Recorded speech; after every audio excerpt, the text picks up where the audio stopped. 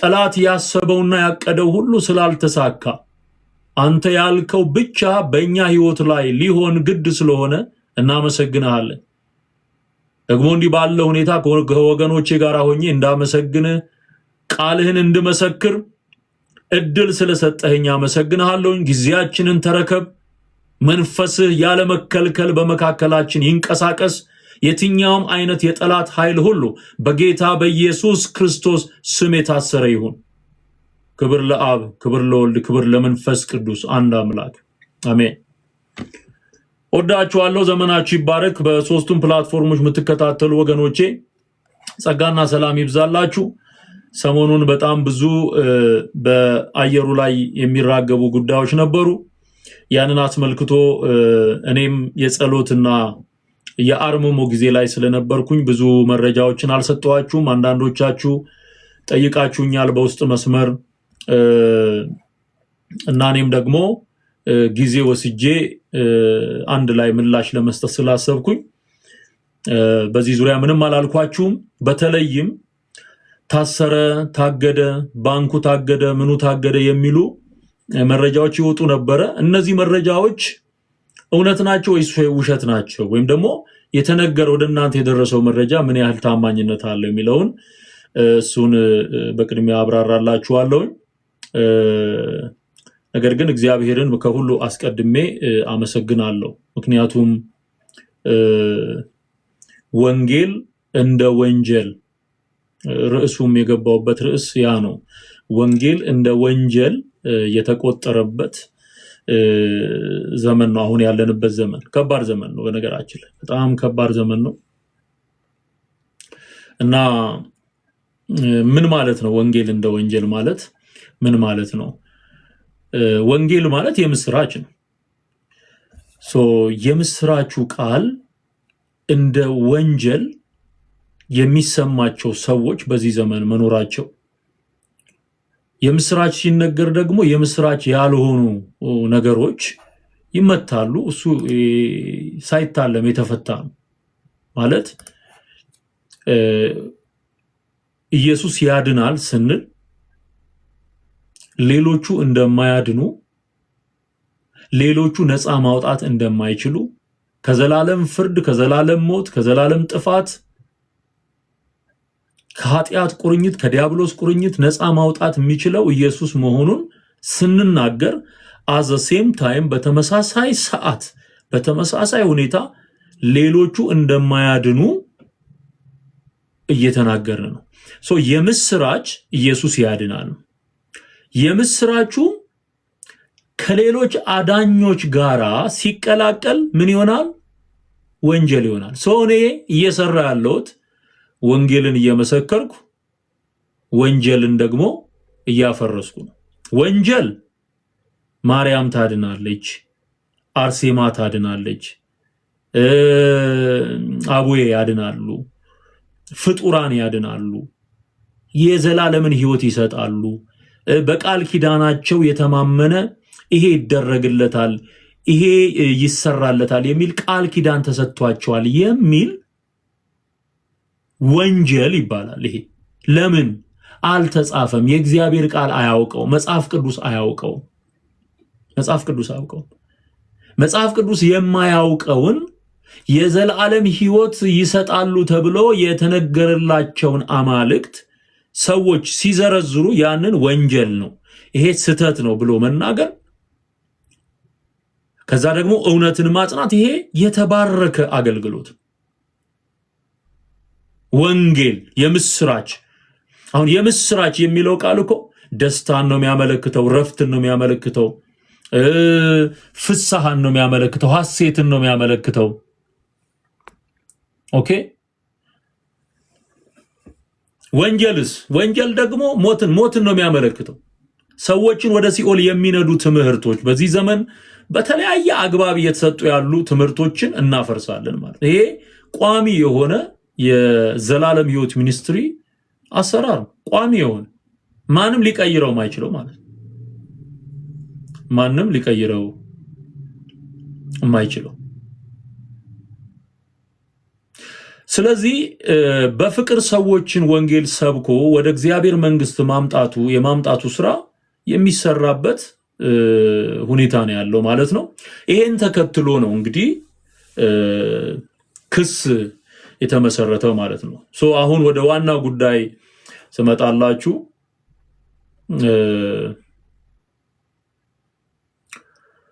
እንግዲህ ይሄ ክስ የተመሰረተው ቆይቷል። በኦርቶዶክስ ቤተ እምነት ከሳሽነት ተከስሻለሁ ወይም ተከስሼ ነበር። ምክንያቱም አሁን ያስላበቃ ማለት ነው። ያስላበቃ ተከስሼ ነበር። ለኔ ክብሬን በወንጌል ምክንያት መከሰስና ፍርድ ቤት መቆም ለኔ ክብሬን እግዚአብሔርን ስለዚህ ጉዳይ አመሰግናለሁ እንጂ አላፍርበትም። ሰው ሰርቆም ዘርፎም ይከሰሳል እና ከሳሽ ማናት? ኦርቶዶክስ።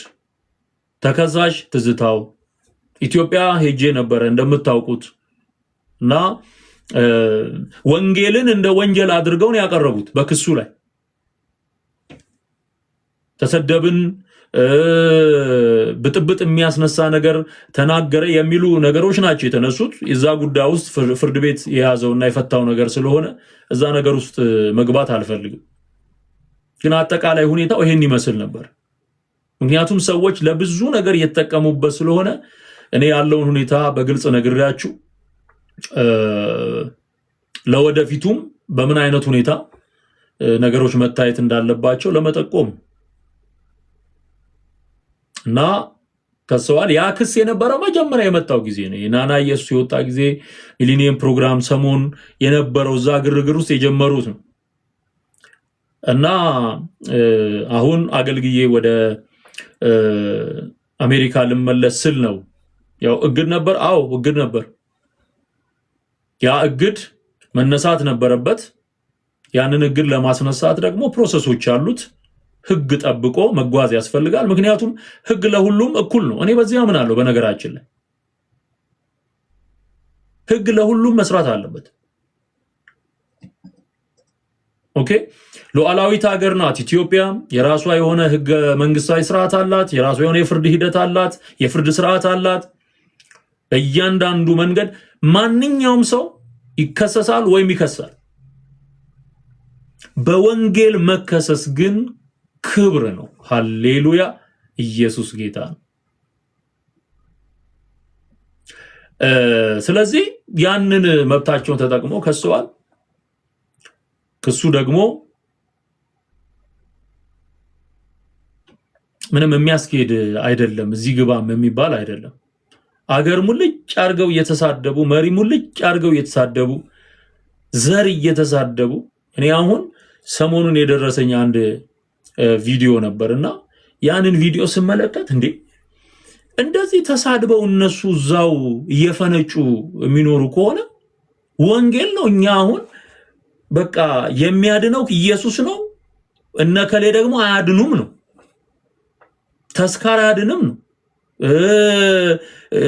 እጸድቅ ብዬ ብሎ ድንጋይ መሸከምና በቋጥኝ ውስጥ ማለፍ አያድንም ነው። ይሄንን ነው እኛ አፍረጥርጠን እየተናገርን ያለነው። ምኑ ነው ታዲያ ጥፋቱ? የትኛው ነው የሚያስከስሰው? የትኛው ነው የሚያስከስሰው? ከላይ እስከ ታች አይቀራቸው ሙልጭ አድርገው ጳጳስ የተባለው መነኩሴ የተባለው ቄስ የተባለው በሙሉ ሲሳደብ ነው። ፖለቲካ ሲጠመዝዝ ነው የሚኖረው። እኛ ደግሞ ወንጌል ነው። እኔ ወንጌል ነው የምናገረው። በቃ ወንጌል። ስለዚህ ወንጌልን መሰረትና ሚዛን አድርጌ ያስተማርኳቸው ትምህርቶች ብዙ ለውጥ እንዳመጡ፣ ብዙዎች እየዳኑ እንዳሉ እያየን ነው። ይሄ የአደባባይ እውነት ስለሆነ ሊካድ አይችልም እና ስንት አይነት ስድብ ሰዎች ተሸክመው አሁን አንዳንዱን አጋራቸዋለሁ።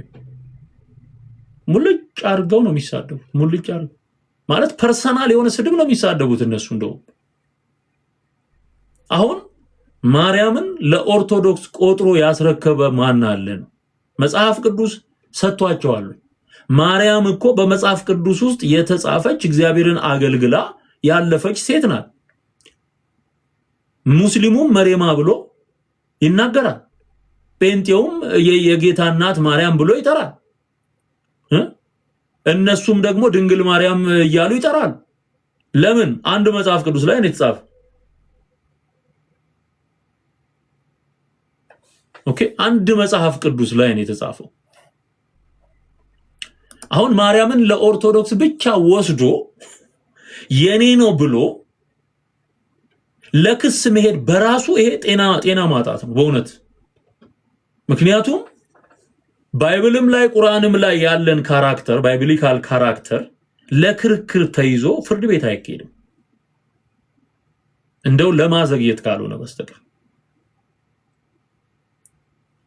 ኦኬ፣ ኢየሱስን በሚመለከት ሙስሊሙ ፍጡር ነው ብሎ ሊያምን ይችላል። ነብይ ብቻ ነው ብሎ ነው የሚያምነው።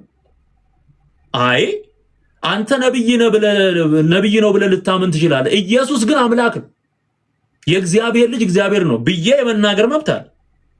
እሱ ያመነበትን ይናገራል፣ እኔ ያመንኩበትን እናገራለሁ።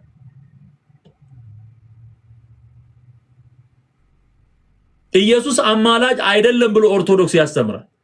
ኢየሱስ አማላጅ እንደሆነ በመጽሐፍ ቅዱስ መሰረት ሞግቼ እሱን ትምህርት አፈርሳለሁ።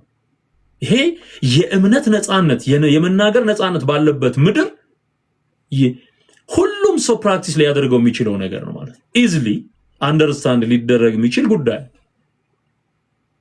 ስለዚህ በመጽሐፍ ቅዱስ ላይ ያለን ካራክተር፣ ያለን እውነት፣ ያለን ትሩዝ በምንም ተአምር የኔ ብቻ ነው ብሎ ወስዶ ለክስ መነሳት ይሄ በጣም አለማስተዋል፣ ጨለማ።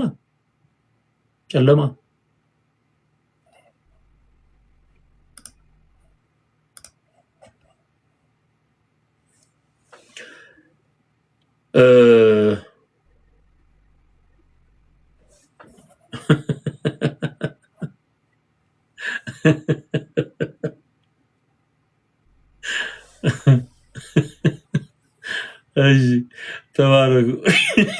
አንዳንዱ ሰው ያስቀኛል የሚሰጠው አስተያየት እንዴ። እና በነገራችን ላይ በጣም ብዙ ድራማዎችም ነበሩ በዚህ ውስጥ መንግስት ሁኔታውን እስከሚያውቀው ድረስ የተሰሩ አደገኛ የሆኑ ድራማዎችም አሉ። ወደፊት ጊዜ የሚያወጣቸው ድራማዎች አሉ።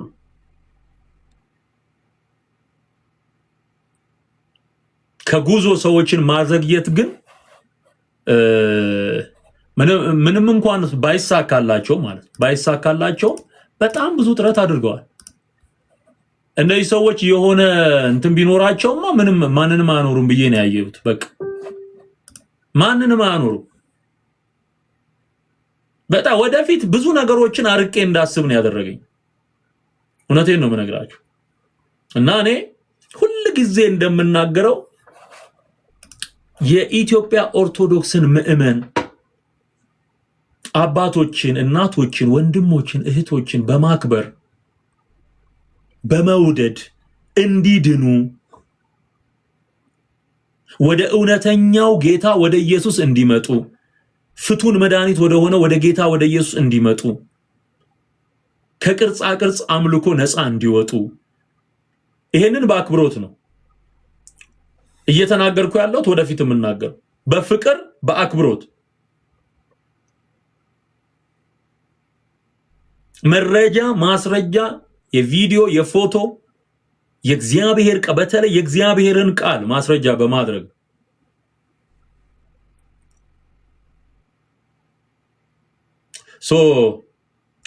ይሄ ሰዎችን ለመጥቀም የሚሰራ ስራ እንጂ ሰዎችን ለማጥፋት የሚሰራ ስራ አይደለም። ሰዎች የሚጎዳ አይደለም። ሰዎች እንዲድኑ መንፈሳዊ ነገራቸው እንዲስተካከል እና አሁንም ያለኝን ለህዝቡ ያለኝን አክብሮትና ፍቅር ልገልጽ ወዳለሁኝ። ይሄ ነጋዴው ግን በጣም ብዙ አይነት ሸቀጥ ይዞ የሚኖረው ውሸታሙ ይሄ ጠንቋይ፣ ሟርተኛ፣ ደጋሚ፣ አስማተኛ አዮ አስማተኛው ይሄ በሙሉ ሲንጫጫ ነው የሚኖር። 2 ወይ 3 ሰዎች ናቸው ይሄንን ነገር ጠምጥመው እንትን የሚሉት ሰው ለማዘግየት ማለት። ምን ይላል መጽሐፍ ቅዱስ? ሐዋርያው ጳውሎስ ሲናገር ወደ እናንተ ልንመጣ ወደን ነበርና እኔ ጳውሎስም 1 እና 2 ጊዜ ሰይጣን ግን አዘገየን ይላል። 1 እና 2 ጊዜ ሞክረን ነበር ልንመጣ ግን ሰይጣን አዘገየን። ይሄ ምን ያሳያል? ሰይጣን ከተሳካለት ማስቀረት፣ ካልተሳካለት ማዘግየት። ይሄ የአጋንንት ስራ፣ አጋንንት ስራ፣ የሰይጣን ስራ ነው። ምንድነው የሚለው? ወደ እናንተ ልንመጣ ወደን ነበርን፣ ሰይጣን ግን አዘገየን። ከአንዴም 2 ጊዜ የማዘግየት ማደናቀፍ፣ እንደዚህ አይነት ስራዎች የማስራ ነው? የሰይጣን ስራ፣ የሰይጣን ስራ፣ የአጋንንት ስራ።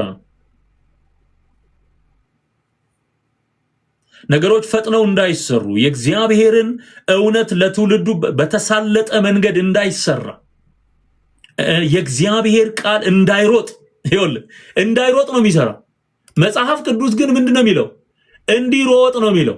እንዲሮጥ ጸልዩ ነው የሚለው። እቺን ጥቅስ ላውጣላችሁ።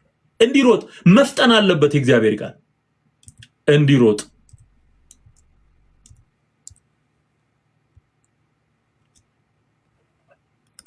ጳውሎስ ነው የሚለው እንዲሮጥ። ሁለተኛ ተሰሎንቄ ምዕራፍ 3 ቁጥር 1 እና ቁጥር 2 አንብቡ። ሁለተኛ ተሰሎንቄ ምዕራፍ 3 ቁጥር 1 እና 2 በቀረውስ ወንድሞች ሆይ የጌታ ቃል እንዲሮጥ፣ ምን እንዲል? እንዲሮጥ፣ በእናንተም ዘንድ ደግሞ እንደሚሆን እንዲከበር፣ ምን እንዲል? እንዲከበር፣ እምነትም ለሁሉ ስለማይሆን ከአመፀኞችና ከክፎች ሰዎች እንድንድን ስለ እኛ ጸልዩ። ኦኬ፣ ታብታብ እያደረጋችሁ ኮፒ ሊንክ ሼር እያደረጋችሁ እንትን በሉ።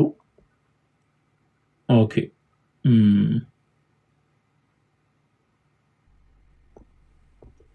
እንደዚህ ብትማሩ ጥሩ ነው። ቲክቶክ ላይ ያላችሁ እሺ። በቀረውስ ወንድሞቹ የጌታ ቃል እንዲሮጥ ነው የሚለው። መሮጥ አለበት ማለት ነው። መፍጠን አለበት ማለት ነው። እግዚአብሔር የሚፈልገው ቃሉ እንዲሮጥ። ይሄ ሁለተኛ ተሰሎንቄ ምዕራፍ 3 ቁጥር 1 ጀምሮ የተጻፈ ቃል ደግሞ ከክፉ ሰዎች እንድንድን ስለኛ ጸልዩ። በነ ጳውሎስም ዘመን ሰይጣን የማዘግየት ስራ ይሰራል። ከእንደገና ደግሞ ክፎች ሰዎች የሚተበትቡትና እነርሱን ለችግር የሚያጋልጥ ደግሞ ስራ ነበር። ስለዚህ ጸልዩልን ይላል። አሁን ስለኔ ስትጸልዩ የነበራችሁ ወገኖች ጌታ ኢየሱስ ዘመናችሁን ይባርክ። አሁንም በርትታችሁ እንድትጸልዩ በጌታ ፍቅር አሳስባለሁ። ስለዚህ እነሱ እንዳይሮጡ ነው። አዮ ከሆነ ቦታ ወደ ሌላ ቦታ እንዳንዘዋወር ይሄ እግድ አድርጎ ይዞ አፍኖ ለማስቀረት አይችልም። መቼም ቢሆን አይሳካለትም። ሰይጣን ሁልጊዜ እቅዱ ይኸውልህ ጉዳዩ እዚህ ምድራዊ ነገር ብቻ እንዳይመስል፣ ይሄ ምድር ላይ ያለ ፋይቲንግ ብቻ አይምሰልህ። ሰማያዊ ጉዳይ ነው። የእግዚአብሔር መንግስትና የጨለማው መንግስት መካከል ያለ ትግል አለ። የእግዚአብሔር ቃል እንዲፈጥን የእግዚአብሔር መንግስት ይፈልጋል። የእግዚአብሔር ቃል እንዳይሮጥ ደግሞ የሰይጣን መንግስት ሌሊትና ቀን ይሰራል። ነገር ግን የሚያሸንፈው ማን ነው? እግዚአብሔር። ትላንትናም የረዳን ዛሬም የሚረዳን የሚያኖረን እሱ ነው። ጌታ ስሙ ይባረክ። ስለዚህ እንዲሮጥ እነሱ እንዳይሮጥ ነው እየዘሩ ያሉት፣ ግን አልተሳካም። በዚህ አጋጣሚ ወደ 15 ቀን ነው 16 ቀን 17 ቀን ያህል አዘግይቶኛል ሰይጣን። 17 ቀን ያህል አዘግይቶኛል። በጣም የሚገርም ነው። በዚህ መካከል ደግሞ በጣም ብዙ ነገሮች አሉ። እኔ ሐዋሳ ላይ ያዘጋጁት ፕሮግራም ነበር። በተሳካ ሁኔታ እግዚአብሔር ረድቶን ድንቅ የሆነ ጊዜ ነበር ያሳለፍነው። ያንን ያያል ደግሞ አየው ሰይጣን የዳኑ ነፍሳት ያያል። የእግዚአብሔር ቃል የተነገረበት ዝማሬው ምኑ ለክርስቶስ ክብር የሆኑ ነገሮች የተሰሩት እነዚህ መንፈሳዊ ስራዎች በሙሉ ያቃጥለዋል፣ ያበግነዋል። ወጋው በጌታ በኢየሱስ። የሰይጣን መንግስት ይፍረስ። የአጋንንት ሐሳብና እቅድ ይፍረስ። የክፉ ሰዎች ምክር ይበተን። ይሄ ዘመን አልቁ ያለቀ ዘመን ነው። ይሄ ዘመን ያለቀ ጌታ መምጫው የደረሰበት ጊዜ ነው። ምልክቶች በአይናችን እየተፈጸሙ ያሉበት ዘመን ነው። በዚህ ዘመን ወንጌል እየተሰበከ ብዙዎች ወደ ጌታ መንግስት እንዲመጡ ያስፈልጋል ወገኖች። ይሄ እንዳይደረግ ነበር። አሁን ተመልከቱ 17 ቀን ብዙ ነገር እኔ እንትን ብዬ ነው ዝም ብዬ የተቀመጥኩት እየጸለይኩ።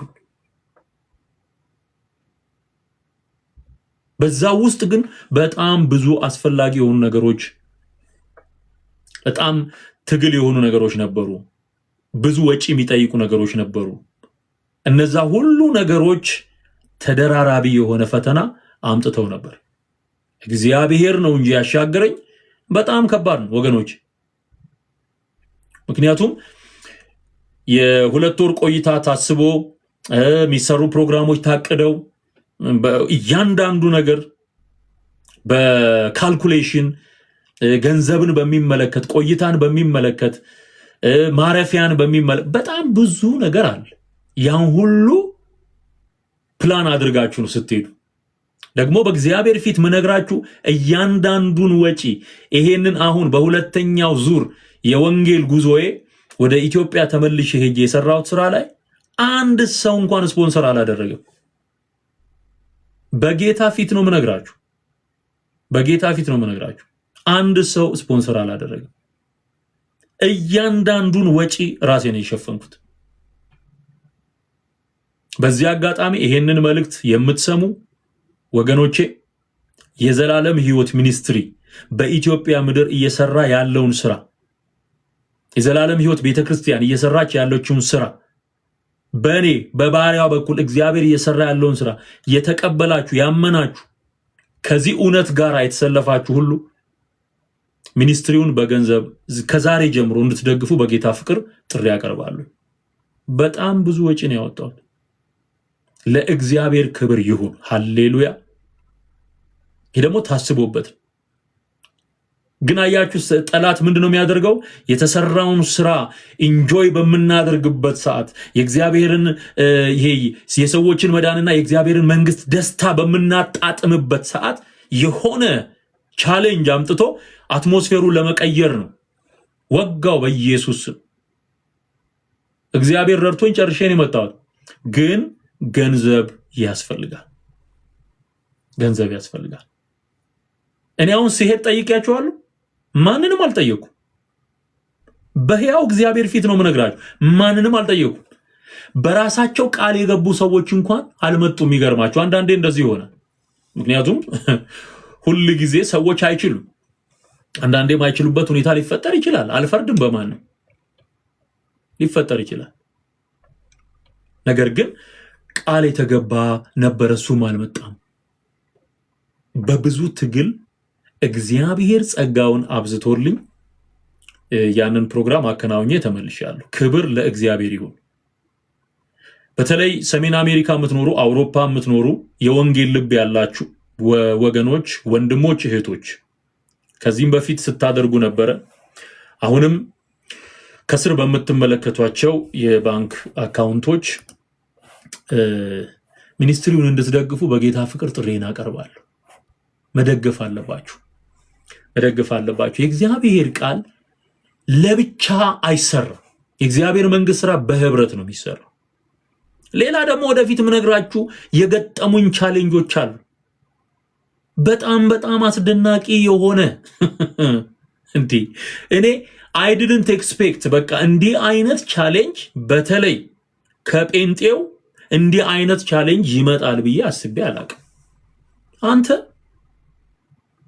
እንኳን ኢየሱስ ገባን ወገኔ፣ እንኳን ጌታ ረዳን፣ እንኳን እሱን ተረዳን። የኢየሱስን ልብ ማወቃችን የኢየሱስን ማዳንና የኢየሱስን ፍቅር መረዳታችን በጣም ከብዙ ነገር ነው የሚጠብቀን። ስንት ጠማማ አለ ወገኖቼ፣ ስንት አይነት ጠማማ አለ፣ ስንት አይነት ክፉ አለ። ሆዲፍ ጀው ተብሎ የሚታለፍ በርግጥ በጊዜ ለሁሉ ጊዜ ያለው እንደሚል መጽሐፍ ጊዜው ሲደርስ ራሱ እግዚአብሔር የሚገልጠው የሚያጋልጠው ስንት አይነት ለወንጌል እውነት እንቅፋት የሚሆኑ ብዙ ሰዎች አሉ። እሱ ወደፊት እንነጋገራለን። አሁን ግን ካነሳነው ላይ ቀር ብዬ ነው። ይሄ በተለይ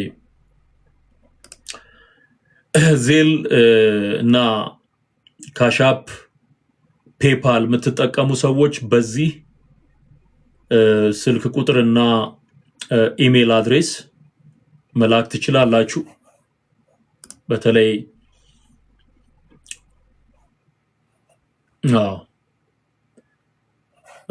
እንደዚሁም ደግሞ እሺ እነዚህ ከስር የምታያቸው የባንክ አካውንቶች ናቸው። በዚህ መላክ ትችላላችሁ። ሚኒስትሪውን እንድትደግፉ ነው። ወደፊት ስራ እንዲሰራ የምትፈልጉ ከሆነ ከዚህ የእግዚአብሔር መንግስት አጀንዳ ጋር መቆም የምትፈልጉ ከሆነ ካመናችሁበት አብራችሁኝ እንድትቆሙ በገንዘብ ሚኒስትሪውን እንድትደግፉ እኔ በግልጽ ነው የምጠይቀው። ይሄ እንድታደርጉ ጥሪ ያቀርብላችኋል። ይሄ የበረከት ጥሪ ነው። ይሄ ልመና አይደለም። ባይዘው ልመና አይደለም። ማንንም አለምንም። ለወንጌል ስራ ኮንትሪቢዩት አድርገ መባረክ ከፈለክ እንድታደርገው ነው። በቃ ክብር ለጌታ ለኢየሱስ ይሁን። ካልሆነ እዚህ በደንብ አድርጌ እየሰራው አሜሪካ እንድታርጌ ሄጄ ደግሞ እዛው አንጠፍጥፌ እመጣለሁ። በቃ የምችለውን አደርጋለሁ። ምክንያቱም እኔ የገባኝ እውነት አለ። መፍጠን እንዳለብን ይሰማኛል። ብዙ ስራ መስራት አለበት። ብዙ ሰዎች መዳን አለባቸው። አብራችሁ ብትቆሙ ግን ትባረካላችሁ። ዜልና ካሻፕ ላይ መርዳት የምትፈልጉ ደግሞ ይሄ አለ። ዜል በእነዚህ ሊንኮች ፎቶ አንስታችሁ በዚህ ኢሜል ካስፈለገ ኢሜሉን እዚህ ጋር ልጽፍላችሁ እችላለሁኝ። ኢሜል ካስፈለገ ኢሜሉን እዚህ ጋር ልጻፍላችሁ። በተለይ እሺ ኢሜሉን ልጻፍላችሁ።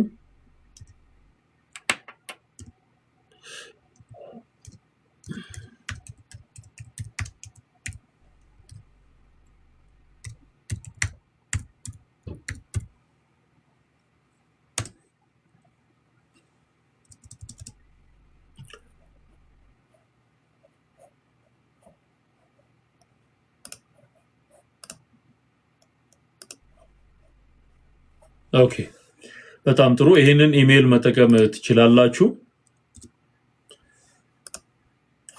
ትዝታው samuel@gmail.com ሚለውን ለካሻፑ እና ለፔፓል መጠቀም ትችላላችሁ ማለት ነው። ይሄን በማድረግ አገልግሎቱን ደግፉ። ይሄን ስታደርጉ እየተጋገዝን የእግዚአብሔር መንግስት ስራ እንሰራለን ማለት ነው።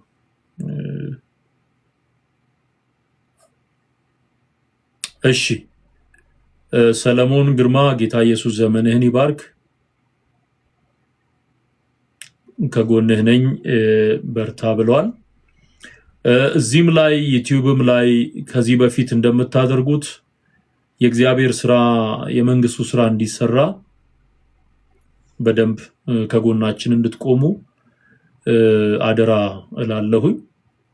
በተለይ በሰሜን አሜሪካ ያላችሁ ሰዎች ማድረግ ትችላላችሁ። ሁላችሁ አውሮፓ ያላችሁ እኔ ኢትዮጵያ ነው ሄጄ የሰውን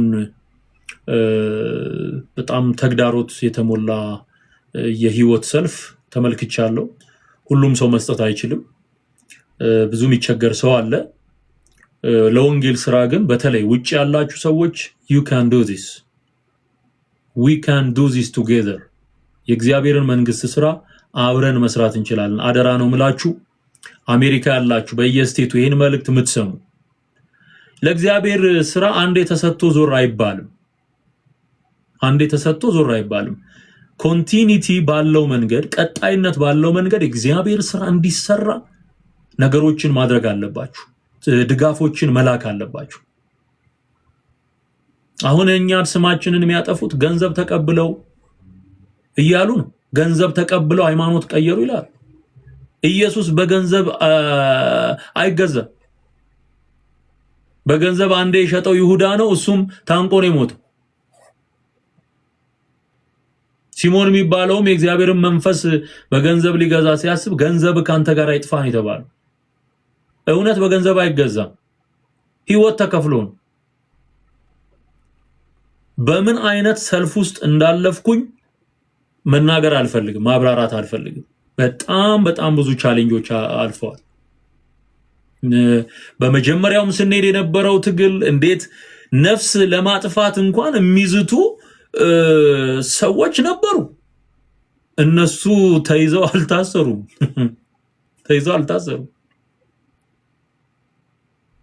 ሚዝቱ ነበሩ።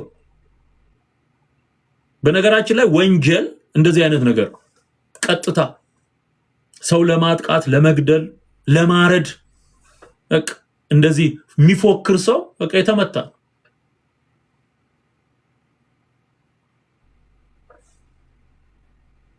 እና በብዙ አይነት ቻሌንጅ ውስጥ እያለፍን ነው ይሄ አገልግሎት የቀጠለውና ወደፊትም ጌታ በረዳን መጠን ቀጣይነት እንዲኖረው ከዘላለም ህይወት ሚኒስትሪ ጋራ አብራችሁ እንድትቆሙ በጌታ ፍቅር አሳስባለሁኝ። እዚህ ላይ መስጠት ይቻላል ወይ የምትሉኝ ወገኖች፣ አዎ ይቻላል።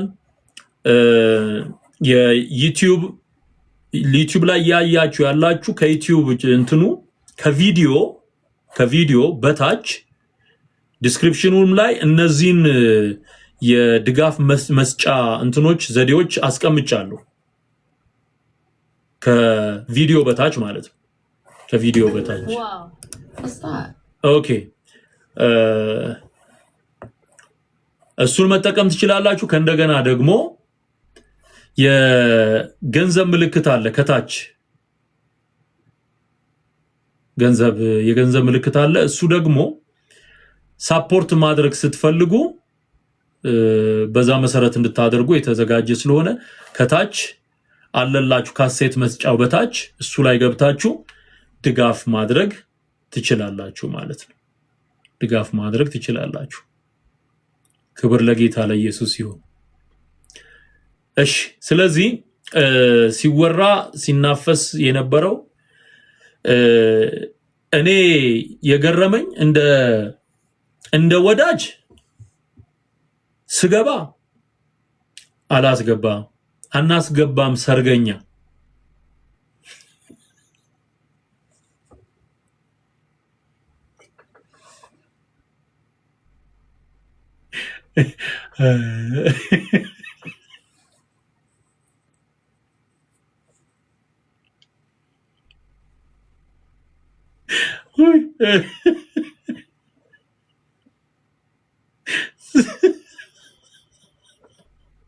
እቺ በጣም ነው የምታስቀው።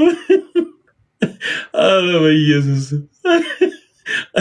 ስገባ አናስገባም ሰርገኛ ይላሉ ደጅተኛ።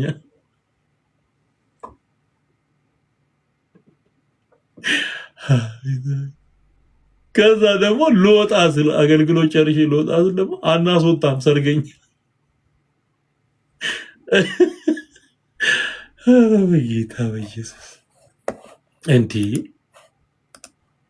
የነሱ ደግሞ ይባስ በቃ ሲወጣም ሲገባም ነው ችግሩ። ሲወጣም ሲገባ እግዚአብሔር ይኸው አሁን እንትን አለው። እንግዲህ ከዚህ በኋላ ደግሞ ምን እንደሚያመጡ አይታወቅም።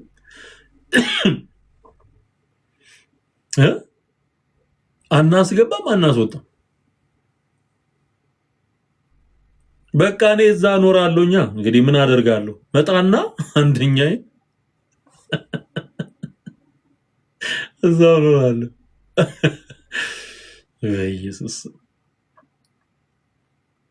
እና ዋናው ነገር ህግ የበላይ ነው። ሀገር የምትመራበት ህግ አለ። በዚህ ላይ ደግሞ በፍትህ በእውነተኛ ፍርድ ነገሮች ይታያሉ። ባላንስ አድርጎ መንግስትም ነገሮችን እንደሚያይ አምናለሁ። በዛ መሰረት ነው ነገሮች እየሄዱ ያሉት። እግዚአብሔርን አመሰግናለሁ። ምክንያቱም የሱም በረከት የሱም ጸጋ የሱም ጥበቃ በስቶ ነው ሁላችንን አውሎ የሚያገባን እሱ ስለሆነ ማለት ነው። እና ጌታ ይባረክ። የነበረው ነገር ይሄ ነው። ሌላው አንዳንድ እንትኖች የተነሱ ሌሎች ነገሮች ነበሩ፣ ጥያቄ ያስነሱ ነገሮች ነበሩ እና የትዜ ወንድም የተባለ አንድ ልጅ መጥቷል ብለው እንዲህ ሲያስቁኝ ነበር። ወስዳችሁ ለማዘር አሳዩልኝ። ምን ነው ወንድም በሆነ አለች። እሷማ ሲነግሯት አሉ ምን ነው ወንድም በሆነ ወንድም የለህም ነበር፣ ይሄው እሱ ነበር የሚሆን። በቃ ምን ነው እውነት በሆነ እንዴ! በጣም እኮ ነው የሚገርመው። እንዳው ለእያንዳንዱ ነገር መልስ ተሰጥቶ አይቻልም። ያው ሰይጣን አይምሯችሁን ቢዚ ለማድረግ ነው። ጥቅስ የምታነቡበትን ጊዜ የነሱን ፈጠራ ስታወር የሱ መዝሙር እንዲሰማ እኔ ወንድም ሊኖረኝ ይገባል።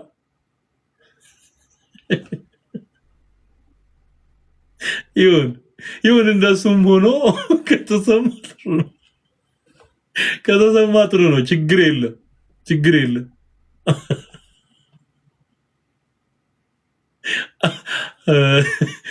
ወገኖቼ በዙ እኮ ወንድሞቼ በዙ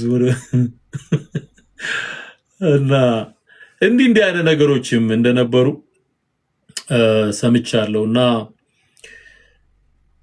እንግዲህ አምሮታቸውንም ይናገራሉ ማለት ፍላጎታቸውንም ይናገራሉ። ውሸታቸውም ያው የተገለጠ ነው። በጣም ረጅም ጊዜ በቃ ሲዋሹ ነው የሚኖሩት። በጣም ነው የሚዋሹት።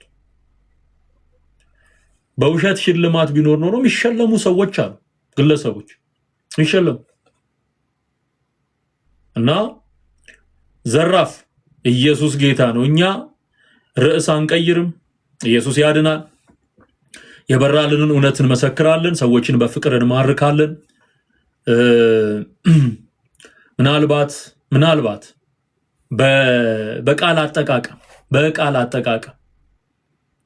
በቃል አጠቃቀም አንዳንድ ጊዜ ሊበሳጩ የሚችሉ ሰዎች አሉ። ለዛ እኔ ከዚህም በፊት ይቅርታ ጠይቄያለሁ። ትዝ የሚላችሁ ከሆነ ከእንዳልክ ጋር ይመስለኛል በቲክቶክ ላይቭ ገብቼ ምናልባት በቃል አጠቃቀም ያስከፋዋቸው ሰዎች ካሉ እነሱን ይቅርታ ጠይቃለሁ። ከዛ ውጭ ግን የምንናገረው እውነት አይቀየርም። ኢየሱስ ጌታ ነው የሚለው እውነት አይቀየርም። ኢየሱስ ያድናል የሚለው እውነት አይቀየርም። ከኢየሱስ ውጪ ማንም ሊያድንህ እንደማይችል እሱ በቃ ይነገራል ማለት ነው። ሁሉ ጊዜ ነው የሚነገረው። በቃ ሁሉ ጊዜ ነው የሚነገረው። እንደዛ እውነት አይቀየር። እውነትን ግዛት እንጂ አትሽጣት ነው የሚለው። ማለት ለእውነት ዋጋ ይከፈላል እንጂ እውነት አይሸቀጥም። ስለዚህ ከዘላለም ሕይወት ሚኒስትሪ ጋራ አብራችሁ እንድትቆሙ አሁንም ጥሬን አቀርባለሁ። በጣም ያስፈልጋል የእናንተ አብሮ መቆም። የገንዘብ ድጋፍ ያስፈልገናል። ሌሎች የተጀመሩ ፕሮጀክቶች አሉ። ኢትዮጵያ ውስጥ ምንሰራቸው ነገሮች አሉ። ይሄ አገልግሎት እንደዚሁ በሚዲያ ብቻ አይደለም የሚቀጥለው፣ በፊዚካል አገልግሎትም ይኖረዋል። ይሄን ለማድረግ ደግሞ ሁልጊዜም የእናንተ ትብብር አስፈላጊ ነው ማለት ነው። ጌታ ኢየሱስ ዘመናችሁን ይባርክ። ስለነበረን ጊዜ ሁሉ እግዚአብሔር ይባረክ። አንድ ጥቅስ አነብና አበቃለሁኝ የዛሬውን ፕሮግራም። ሮሜ ምዕራፍ 1 ቁጥር 16 በወንጌል አላፍርምና አስቀድሞ ለአይሁዳዊ ደግሞም ለግሪክ ሰው ለሚያምኑ ሁሉ የእግዚአብሔር ኃይል ለማዳን ነው። በወንጌል አይታፈርም። ለሁሉም ሰው ለሚያምንም ለማያምን፣ ለአይሁዳዊም ለግሪክ፣ ለባሪያም ለጨዋም፣ ለጥቁሩም ለነጩ የእግዚአብሔር ኃይል ለማዳን ነው። በወንጌል የተገለጠው የእግዚአብሔር ኃይል ለማዳን ነው። ስለዚህ በወንጌል አይታፈርም። አገልግሎት ይቀጥላል። ብዙ ያልነገርኳችሁ ጉዳዮች አሉ እዚህ ውስጥ የተከናወኑ ብናገራቸውም ብዙ ጠቀሜታ የሌላቸው ጉዳዮች አሉ። ነገር ግን እግዚአብሔር መልካም ነው። እግዚአብሔር ይታደጋል፣ እግዚአብሔር ያድናል፣ እግዚአብሔር ታማኝ አምላክ ነው። ሃሌሉያ! የማይታፈርበትን ወንጌል ነው ይዘን የወጣ ነው። እሱ ደግሞ የማያሳፍር አምላክ ነው። ከሱ ጋር ሆነን ወደፊት እንቀጥላለን። ክብር ምስጋና ለስሙ ይሁን። አሜን። እውነት ነው።